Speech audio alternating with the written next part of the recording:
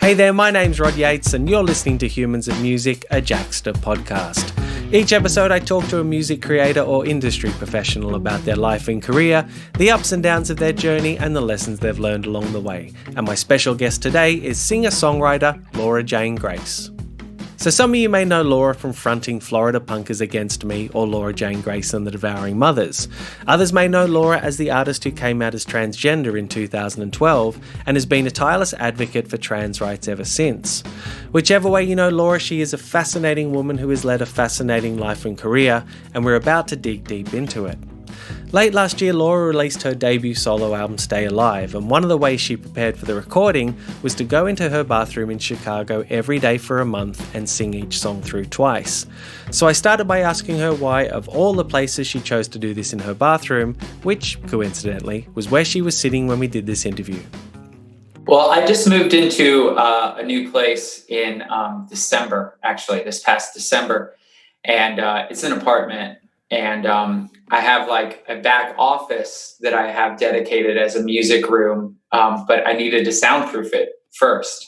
So at the time when I was working on the record, I was like, I laid a hardwood floor. I built out like a cedar closet sounding like soundproofed enclosure and like did it right so that I can make some like decent noise for an apartment. But at the time I wasn't finished. It was all under construction. So the bathroom was the next best place, like the most soundproof place in the apartment with the tile walls and everything like that. And then, there's decent acoustics in here. It's like a little bit of reverb or whatever. So this was my place. It's kind of also like my happy place too, Why so? I take a lot of baths. That's been my quarantine stress relief. Whenever it's like gets to be too much, I'm in here right now. I have my Dr. Teal's foaming bubble with pure Epsom salt, relax and relief, and then I have my Mr. Bubble bubble bath. So I have an assortment of other bath bombs and stuff like that. Where I'm like, if I need to get away, I'm like, I'm going to go and take a bath and just forget the rest of the world exists at the moment. And you've spoken about some of the themes on the record, themes of isolation and watching the days burn away and being able to stop all that. But I know that these songs were written before COVID and before lockdown. So even before lockdown, were you still feeling that sense of isolation? Yeah. It's funny, like I was hesitant to talk about it at first, like when the pandemic had started, as far as like, there was a number of things I felt like, there was a number of ways I felt better after the pandemic started. Like it relieved a lot of anxieties for me that I deal with on a daily level of like, I don't feel like I fit in, like I don't feel welcome in most public spaces. And that's like, that just speaks to the experience of a transgender person, like in general, society isn't very welcoming to trans people. And like most oftentimes I feel like apart from what's happening. And I feel like I don't completely identify with whatever's going on, whether that's like watching a movie or like, being in a social setting. It's just like a feeling of otherness and a feeling of detachment from what's happening around you. So that, those feelings were things that I had been I've lived with for a long time. And with writing about them for this record, once the pandemic happened and it was kind of clear to me, the group of songs that I had, I really saw like, oh, these like really resonate right now.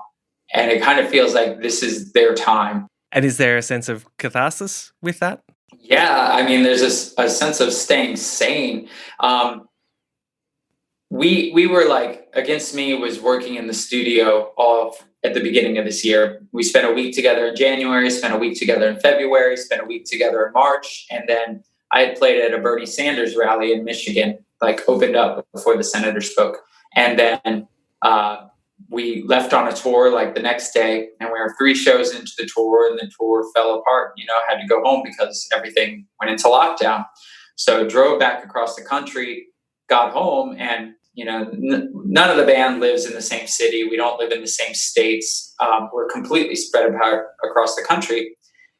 And while our plans for a record weren't very solid, we were still working it out. Like it was very clear then that, well, any plans are gone at this point. Like all our tours are going to be canceled for the year. And, there's no way we can continue working. So I kind of sat there, like I do month on, month off parenting. I'll have my daughter for a month. I'll not have her for a month. And usually the month I don't have her, I go on tour. But so at the time, like I'd come home early from a tour and I'm just by myself. I'm just sitting there in my new apartment by myself. And, I sat there for about a month on the couch being like, what am I doing? Like I'm going to go absolutely insane by myself. Cause like I'll have my daughter the next month, but then it's going to be another month of nothing, just complete isolation. And I don't want to waste this time, like I want to make the most of it. And like I said, with kind of feeling better in some ways, with some social anxieties alleviating, where like, I've been dry for 2 years now, but I was still smoking cannabis pretty heavily. And it really helped me with social anxieties. And the pandemic started, and a month into it, I'm like, I don't need this anymore. So on April 20th, I just quit smoking and just like outright, just like put it down and walked away from it. And as my head cleared up, I just needed like something positive to focus on. And I felt the energy and the ability to do that.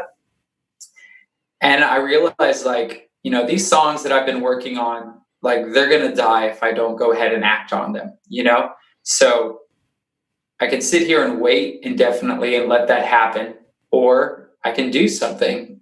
And I realized like, as long as I just adjust my scope and work within my means, which really like seemed it seemed morally right to do that in a way, as far as like you're reading about like businesses closing down, people losing their jobs. So the idea of like, well, I can work, like I'm a songwriter.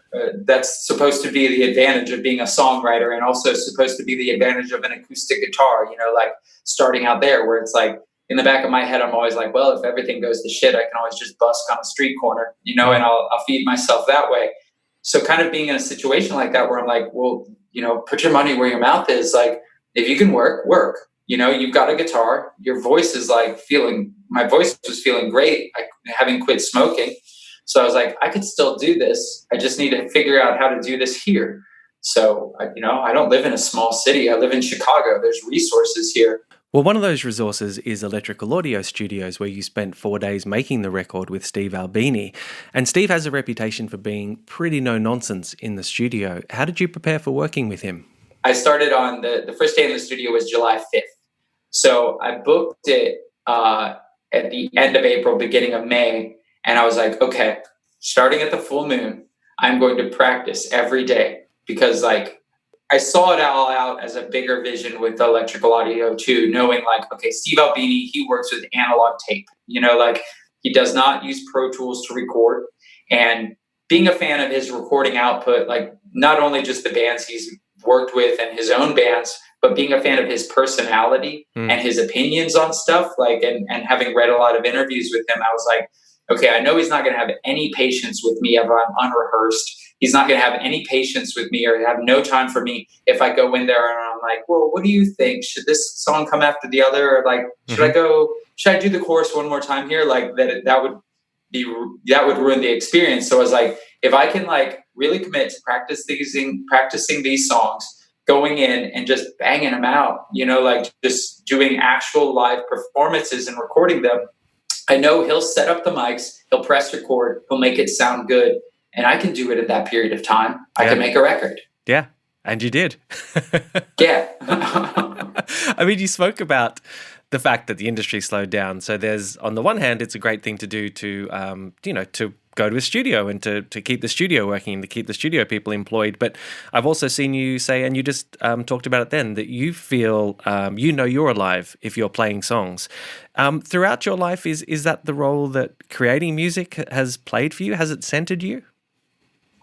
Yeah, 100%. Music has always been my refuge. I don't mean that that might sound cliche, but it's 100% true. It's what I turned to when I was a young kid and had nowhere else to turn. It's where I felt understood.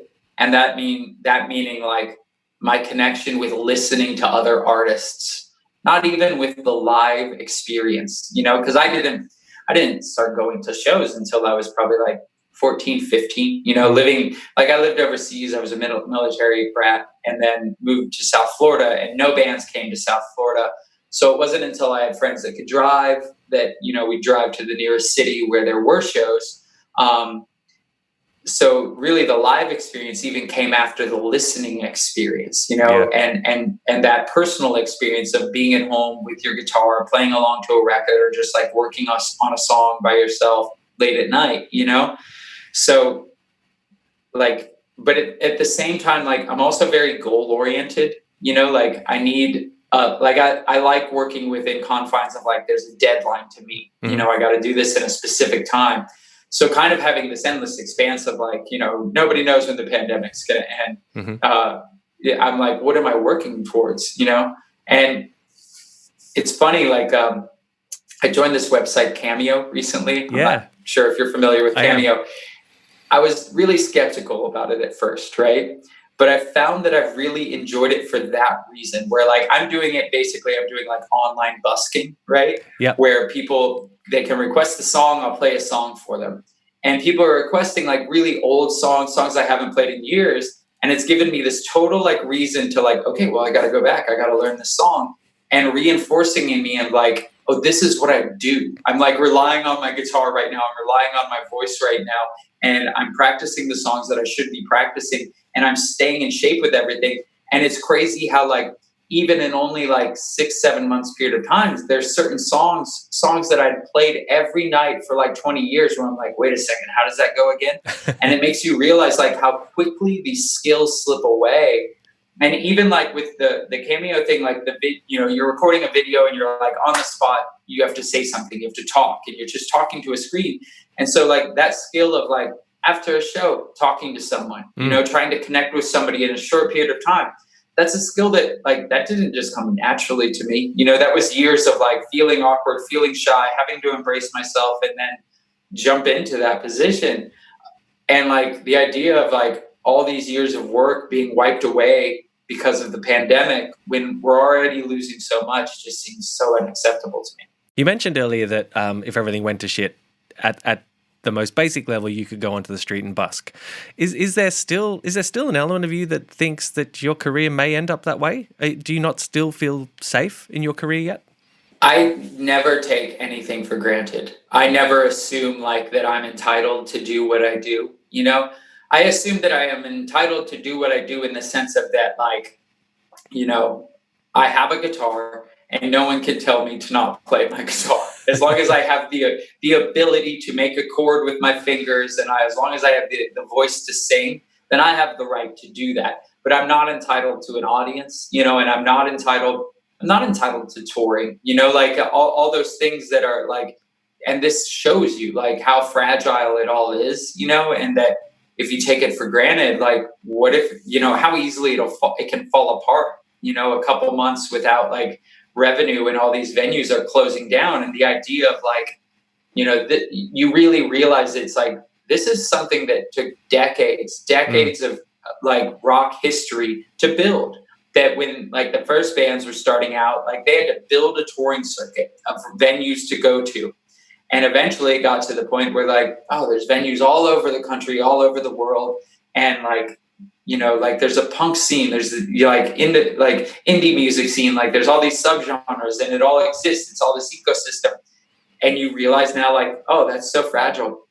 It can disappear so quickly. Yeah. So I don't think though that, the role of the artist, the role of a musician, like I think that, that's existed through history. And I think of it as like an essential service in that way, in that, like music is just as essential as food and water. Like you name a culture or a society that existed without music, it's always been there, but how it happens, and I think this is a good lesson to learn, is that like, that's part of creativity, is adaptability.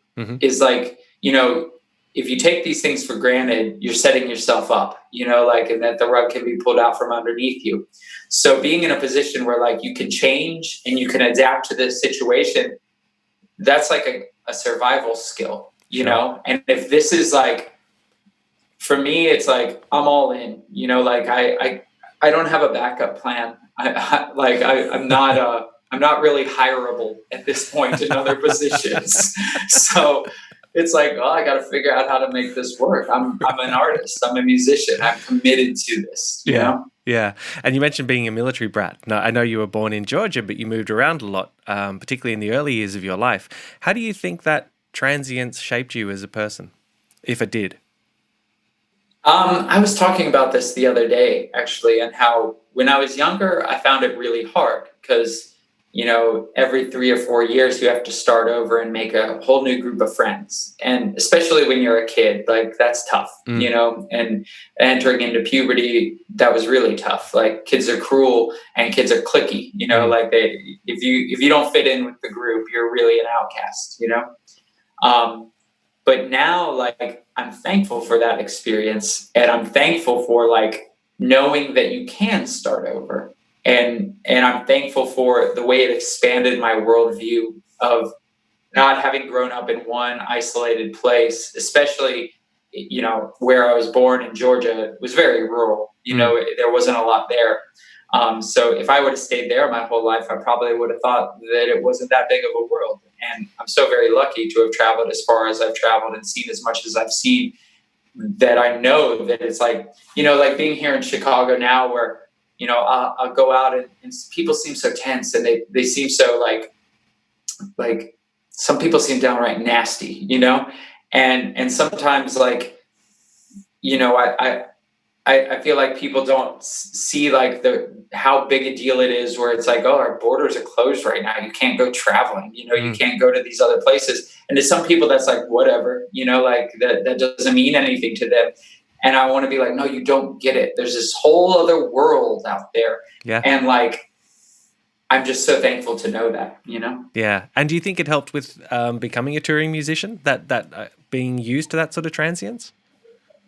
100%. It's like being born in the circus, I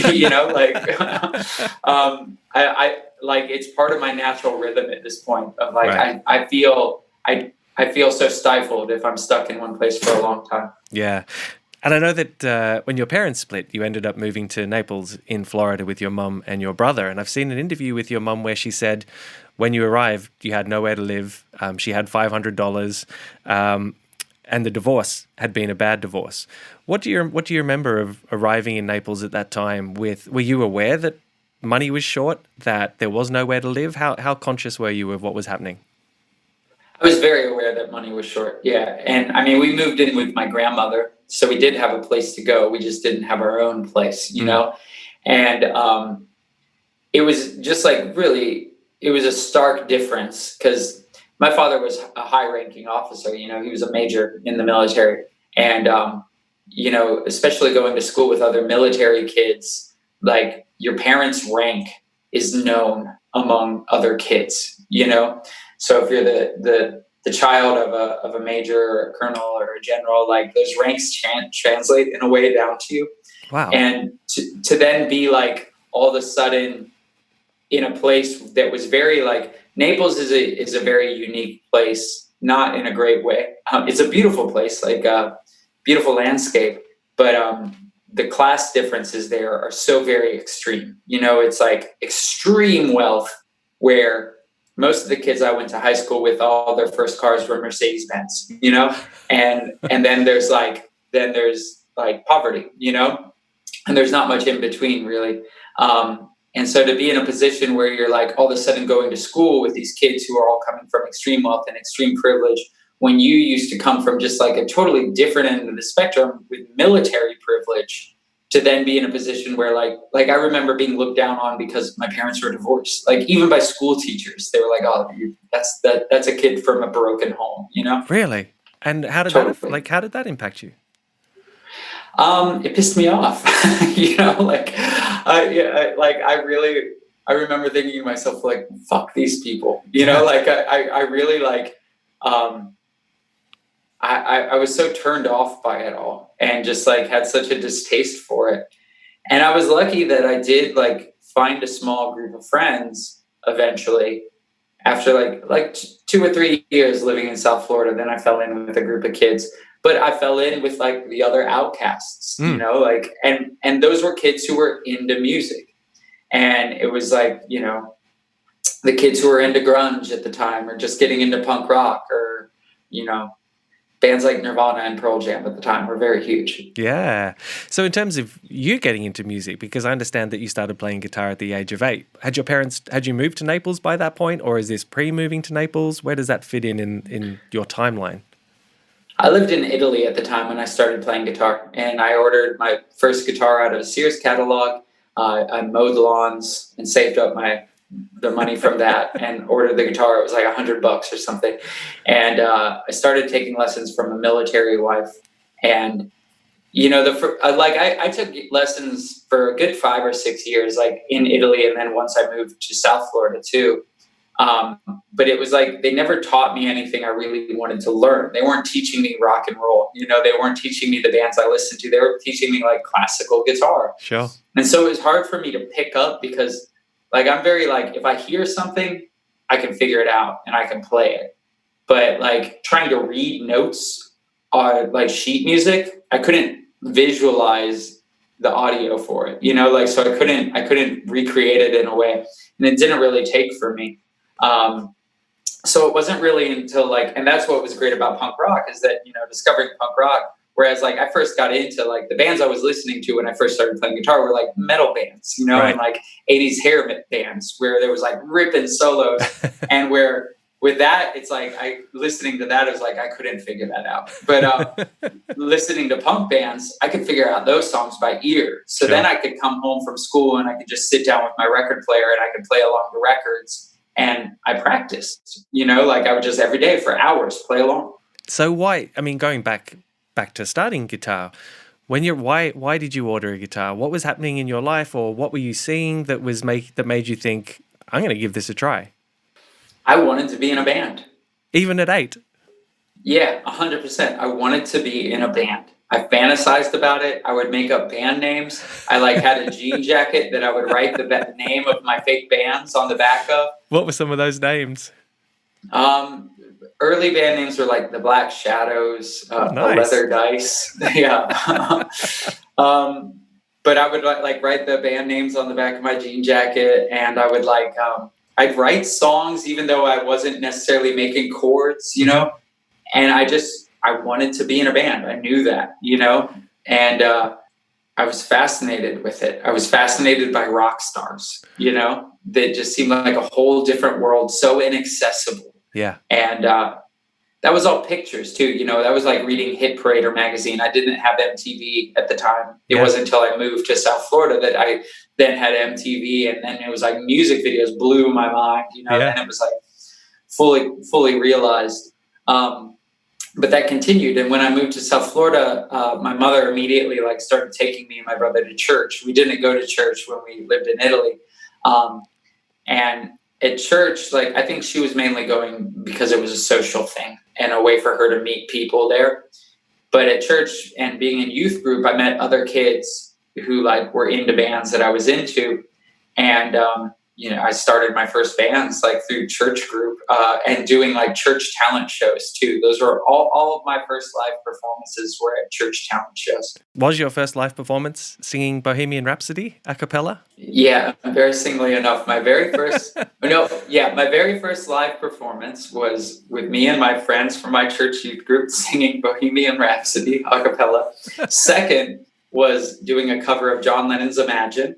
This was playing guitar, drummer, everything. Yeah. We were sitting down though in chairs.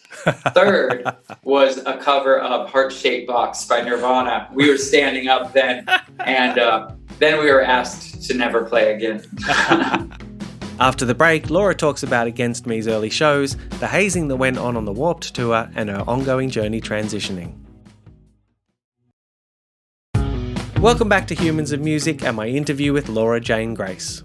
What was the first show that really made an impact on you? My very first show I went to was Green Day. And this was right when Dookie came out. And I mean, that show blew me away. It was a larger than life experience. Yeah. I remember every detail of it still. Like the band on stage. And it's funny because, like, you know, I've been so lucky to go back to a lot of the venues that I've seen bands play at when I was a kid, and I played them then myself. And the size difference from like that stage seemed just so massive when I was a kid, and now it's just a stage, you know. But the band, like the volume of the band and the intensity of the pit, the mosh pit, and feeling like, I mean, I was 14 years old, 13 years old maybe, and feeling like, all right, we got to go in. And I probably, you know, I weighed 80 pounds soaking wet and like just was thrown around like a rag doll. But I did. I went in and I had the time of my life. Yeah. What did you instantly sense a community that you could belong to when you were at that show?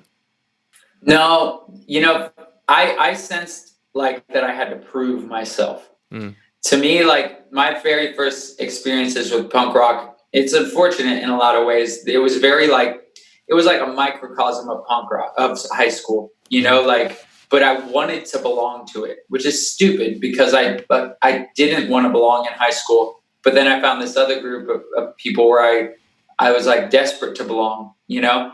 And a lot of that, unfortunately, was drug-based and alcohol-based, you know, where it was like, especially in South Florida, the first older punks I met, they'd peer pressure you to like, you know, oh, you got to break curfew. You got to stay out later than your mom said you could stay out, and you're going to drink this and you're going to get fucked up.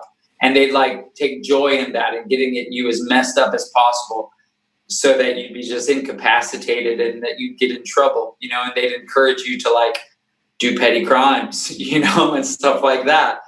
You know, eventually I got out of that scene with those group of kids. Really, like when I got arrested on some pretty serious charges when I was like 14 years old, and I had to clean up my act, but I didn't get out of punk rock then. I just like, that was what politicized me. And I realized then that there was like different subgenres within punk rock and different sides of the scenes, you know, and there was people who were really into bands like the Sex Pistols and the Misfits and were really into that, like let's mess stuff up, you know, let's fuck shit up and let's live fast, die young, like really into the nihilism side of it. And then there was another whole different side of punk rock that seemed more alive because like those punks were like rooted in the past. They were like all into bands that didn't exist anymore and had nothing relevant to say. And then there was this whole other side of punk that was like very politically motivated and really about like building a better community and building your own community. And that was what I was then, once I found that, I was like, oh, this, like I identify with way more. Yeah. How disappointing though that you had to go through that almost high school parallel experience, you know, finding something that maybe was a better life than what you were experiencing at high school, and then initially to still have those same issues. Sure, you know, but then that would happen again at various points too, where like, you know, there was that initial getting into punk, being a young kid, having to prove yourself, you know, feel like you had to prove yourself as a punk, then like finding my own scene, having to invent that own scene in South Florida, you know, starting out against me, then against me, like gained some popularity. And when we signed to Fat Records, it was like that whole thing started again, hanging out with a lot of those bands that were like the older bands that I'd grown up listened to. They were again still like about hazing you, you know, and about like getting you fucked up and trying to make you mess your life up in a lot of ways, and a real high school attitude to it. Like a lot of the Warped Tour scene in the US was about that. You know, it was about like, especially with the way they'd schedule bands playing, where it's like, if they saw you out at night doing something they didn't like think you should be doing, or like knew you'd be hungover, then you were guaranteed to be the first band to play that next day, you know, like just hazing bullshit. And it was like, I don't know, you know, various times like re-encounter that kind of attitude. Yeah. Did that dictate the way that you, once against me, got into a position where, you know, you were headlining and you were playing big shows and you were taking bands out? Did that dictate how you wanted to treat those bands that you brought on the road with you, having gone through those experiences? Well, very much so with the bands we brought out with us, you know, like for the longest time, much to the chagrin of like the managers we worked with or booking agents we worked with, when we were like a bigger band, I would be like, no, we're paying every band equally on this bill. Like, and we would divide up the money equally. And when it came to like writer stuff, you know, like backstage of like, you know, we'd go on these big tours at first where it'd be like, we'd get a case of water and a bag of chips and like 24 pack of beer. And these other bands would have these full deli trays and spreads of food. And at first we were like, fuck that, you know, like, so when we had the opportunity, we tried to make sure it was very like egalitarian and equal. But then beyond that too, it like influenced me in the way I thought about like where the band should go, as far as like kind of getting to a point where like I felt like everyone was full of shit to an extent. So when it came to the like question of like, okay, do you sign to a major label or not? And then especially realizing more and more like how confused I felt inside, and like having that sense of like, well, I don't belong with any of these people. None of these people really know what I'm going through. There's no way I could talk about it with them or explain it to them. I feel like they'd completely abandon me if I did let them know that I felt certain ways. And they're saying I'm going to be a sellout if I sign to a major label. But, you know, it kind of seems like signing to a major label might give me a certain level of freedom, actually, that they just wouldn't understand. And it might actually be a good thing for myself. So fuck them, you know? Yeah. When you think about starting Against Me when you were 17, was it serious from the get-go? Did you see a future? I was dead serious about it, but I didn't necessarily see a future. I guess I just didn't know how to connect the dots. You know, everything still seems so like far out of reach to me because I was just in South Florida at the time. Against Me started in South Florida. And there was no scene there, really. You know, there was no place to play. It was busking on street corners, and it was like playing in your friend's garage, or like playing in a backyard, playing in the middle of the woods, playing on the beach, you know, like shows like that. And even then, once we did start playing at real venues, like moving to Gainesville, we didn't fit in Gainesville. Against Me was a 2-piece at the time we moved to Gainesville. And the only place that would let us play was the activist info shop. And there'd be maybe like 10, 15 people at a show when we'd play there. And we loved it. You know, like that was our scene. But in Gainesville, there were like real venues, and there was real record labels, No Idea Records. And we didn't fit in with those people. You know, we were playing on, like, drummer played on buckets and had no cymbals. And I was playing punk rock on an acoustic guitar. And everyone else there was very, like, hot water music, you know, or Less Than Jake, like, all that scene of bands who we became friends with, you know, like, and eventually we started fitting into that scene. But in a lot of ways, we had to change ourselves. And the band had to change to fit into those scenes and into that scene in some ways that, like, I wish we wouldn't have, you know, like, and that I regret having compromised some stupid ways, you know, but it is what it is. Yeah. What was the first ever Against Me tour like? I booked it myself, and it was a month-long tour that of just the east coast of Florida. Furthest west we went was Missouri. And I'd say of 30 shows I booked, maybe a dozen came through. Right. And we would play like open mic nights, and we would play house shows. And there was not basements, house shows. There was not a single actual venue on that tour. But some of those house shows were at like real punk houses with older punks. And at some of those shows, we were genuinely appreciated, and people like danced and they got it. And we met other punks that actually like were into the same other bands that we were into, and we made connections, like real connections, where that was like when I saw like, oh, okay, like there is something here to reach for. There's like a world outside there. And then the second tour was like a little bit longer in time. It was like a month and a half. But again, we probably maybe played like 15 shows, like 15 of the 30 shows. So. When you talk about the connection just then, because I guess one of the recurring themes that we've touched on throughout this conversation is not feeling like you fit in. So when you did that first tour and you found those people who really understood what you were doing and got up and danced and you had really meaningful conversations with them, how special was that for you? It meant the world. I mean, that was like the realization of the dream. It's, thinking about it now, it's like, that's what I've always been trying to replicate, is that feeling I had as a kid sitting with a record and feeling like I connected with somebody. And so in trying to write my own songs and put out my own recordings and playing shows, it's trying to replicate that feeling of connection when any other time I don't feel like I connect. Like, I don't feel like having a conversation with people most of the time. Like, that's not the same feeling of connection to me, talking to someone, as it is like a musical connection. Sharing a musical experience is just much more intimate, and I feel like much more direct and correct. Like it can be frustrating sometimes with like you put out a record and you've taken like all this time writing these songs, and someone will be like, so what does that song mean? And it's like, there's no better way I can explain to you what I was trying to say than the actual song does. You're asking me to like paraphrase something in 2 minutes that I took 2 years to write, and is exactly how I wanted to say it. That still upsets you. That's 100%. That's still the case.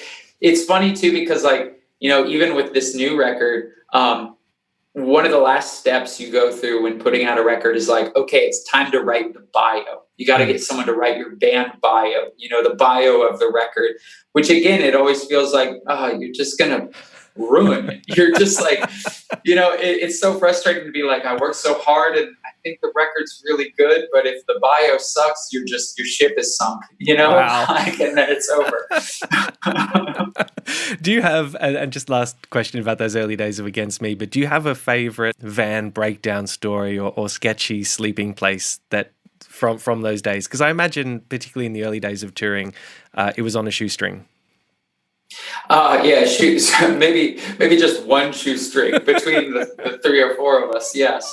My favorite sleeping space story, on the second Against Me tour.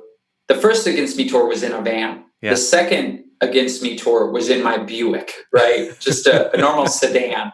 And there were 4 people in all of our gear. So you couldn't sleep, all 4 of us, in the vehicle, at least not comfortably in any way. And the second tour was the first time we went out to the West Coast. Mm-hmm. I had never seen the Pacific Ocean before, right? And we drove all night to get to the shore. And we had been driving for days at that point. And like, we were just out of our mind. Like, there was maybe a 2-week gap where, again, all the shows fell through. We were just driving through the middle of nowhere. So we finally got to the coast, and it's pitch black. We're just on this, on the 101 and, or on the 1, and pulled over to the side of the road, and I could tell the water was there, but I couldn't see anything. So I was like, all right, I'm going to sleep on the hood of the car. And I got out and went to sleep on the hood of the car and woke up with the sun and just, opened my eyes, and there it is. There's the Pacific Ocean. Wow. And spent like a week then camping on the beach outside of Santa Cruz, California. And it was magical. That's a nice sleeping story. That's a good one. Yeah. So when Against Me, you eventually found a lot of success with Against Me, and you've spoken about the fact that it wasn't enough. Like, gender dysmorphia would come back, and no matter how much you would try to suppress that. And I know you've spoken at length about transitioning. You've written a book about it. You've done more interviews than you probably care to remember about it. So I don't want to go over that ground again, but there is one quote which you've said, which I thought was really interesting, which I'd like to ask you about. And you said that you were talking to a Chicago therapist, and that therapist said, no one ever ends up the vision of what they thought they wanted to look like when they finish transitioning. And I appreciate that you are still transitioning, but I was just wondering if that statement resonated with you or is resonating with you. Yeah, it will continually reverberate with me. I think it's something that I have to continually remind myself, because there's moments where I have to force myself to recognize any progress I've made, or like be kind to myself of like, hey, like you're doing all right. You know, like you've gotten this far, like just keep going. I have trouble finding still moments like that, you know? And it's grounding in that way, you know, and that kind of statement, you know, it even translates to being like a musician, you know, of like that idea of what you had, it would be like what your band would become, you know, like those visions of fame and fortune or whatever. You have to adjust that and realize like, oh, you know, like this is all right too, you know, like this is where I am, might not have been where I thought I'd be, but this is pretty fucking good too, you know? Yeah. Has sobriety helped with that? You just mentioned, you know, you have trouble finding those still moments. Has sobriety helped with that at all? Yeah, it has 100%, you know? I guess overall sobriety helps with like, it definitely alleviates the depression. I mean, like just naturally, like everyone knows alcohol's a depressant, you know? But just like feelings of self-worth it's not as defeating, you know? It doesn't like crush you down on a daily level. And it's just like, it's more empowering when you have control over your life. And I don't know. I don't know how to explain it other than that I can look at myself and be like, oh yeah, you know, like I wake up every morning and I go and I run 4 miles, and I know I'm way more present for my kid, and I know that like I'm writing some of the best songs in my life, and I know that my voice is in better shape than it's ever been, and I know that I'm more focused on positive things that can get me to a better place than I've ever been. And that's a pretty good place to be, especially when a global pandemic hits. I'll tell you what, you know. That's it. There's one relationship in your life that I just like to ask you about, and that's your relationship with James Bowman, the guitarist from Against Me, because I understand that you met James on your first day at high school when you moved to Naples, and I think by the end of that day you'd kind of made a little bit of a connection with James because you recognized someone who liked punk music as well. I think he had a green mohawk at that time. And you went on to form Against Me, and then obviously through all the lineup changes that Against Me has been through, James has been the constant that's been there through that by your side. How would you describe your relationship with James? It's family, you know. After that many years, it's family. It's really rare and unique that to have a relationship that long where you can recognize that many different phases of it, and it makes you realize what a relationship is, or like it makes you realize like what love is and what love is meant to be like, you know, where you can go through periods of time where maybe you're pissed off at each other, you know, or whatever, like maybe you drift a little, but that there's still this love there that just will never go away.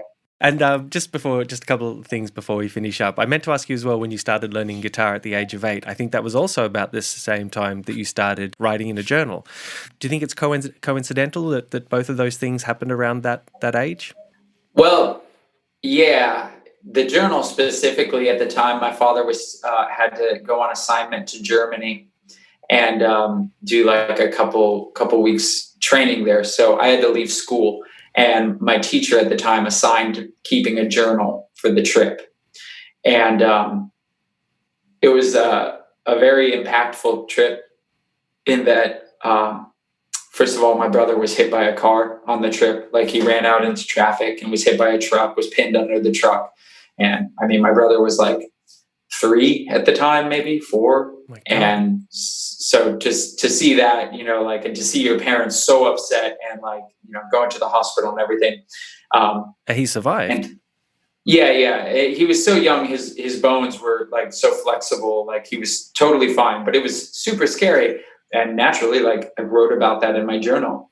And, you know, we were in Oberammergau, close to Munich, and my parents took us to Dachau concentration camp. So even writing about those two things, writing about my brother getting hit by a car, writing about Dachau concentration camp, trying as an 8-year-old, as a 3rd grader, to understand who the Nazis were, what fascism was, what World War II was about, and then trying to write about that in a journal, that was impactful, for sure. And you kept it up. Yeah, and then it became habitual, and it's something that I saw value in for a number of reasons, not just as like a confidant, but for a while in my like early 20s, I was like, oh, this can help me be a better lyricist. I can only write lyrics for so many hours in the day. I need something else to write about. So like journaling then became about that. But, obviously when you're touring, there's so many dead hours where you're just sitting there. Sure. You're sitting on a plane, you're sitting on the bus, you're sitting backstage at a venue. And especially, starting out where it's like, there was a time when you toured and you didn't have a cell phone, to have a notebook to write in. That was my thing. And yeah. I don't know, I think subconsciously I knew, like, capture this. Yeah. You can do something with it someday, just write about everything. Don't try to figure out what you're going to do with it now. Just keep writing. Yeah. And I maintained that attitude. Yeah, nice. And last thing, just before we finish up, Jaxsta is all about giving credit where credit is due. Is there, or are there people that you would give credit to for helping you get where you are today? I would 100%. Butch Vig in particular, as a mentor, what he did for helping me learn the craft of songwriting, of recording, I will forever be grateful. Fat Mike of No Effects, of anyone we have ever worked with label-wise, he has always been the most honest and upfront. And I appreciate that, even when I've disagreed with him. In Australia, in particular, Graham Nixon. Graham Nixon of Resist Records. I think Graham is the most steady, even-keeled person in all of music. And I will forever be grateful to him for bringing my band over to Australia and for giving us the opportunity to tour there. Similarly, there's a person named Ingo Ebeling in Europe who brought us over there for the first time. And there's a number of people that we've worked with for such a long time, whether that's like our publicist Emma in the UK or our publicist Ryan, or our booking agent Ryan and Jared here in the US. So many people who just have been champions of our band and our music that I'm forever grateful for. Yeah, that's great. Just on Butch, is there one piece of advice he gave you that really hit the spot for you? Either turn it up fucking louder or have another beer. No.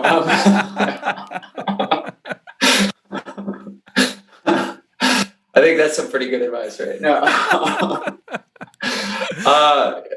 I think it from a real recording standpoint, tuning and timing. Tuning and timing. It's basics. All about tuning and timing. Yeah.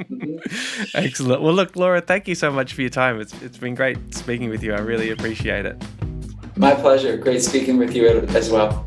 And that's it for another episode of Humans of Music. A big thanks to Laura for her time, and thank you for listening. This episode was mixed by Lachlan Mitchell from Parliament Studios in Annandale, and the incidental music and theme song were written and performed by Sam Lockwood. Please remember to subscribe to the Humans of Music podcast so you never miss an episode, or even better, share it amongst your friends and rate and review it. And remember, next time you need to know who wrote a song, who produced a song, who engineered it, who played on it, who sang on it, who did anything on it, head to jaxsta.com for all your official music credit information. Until the next episode of Humans of Music, I'm Rod Yates. Thanks for listening.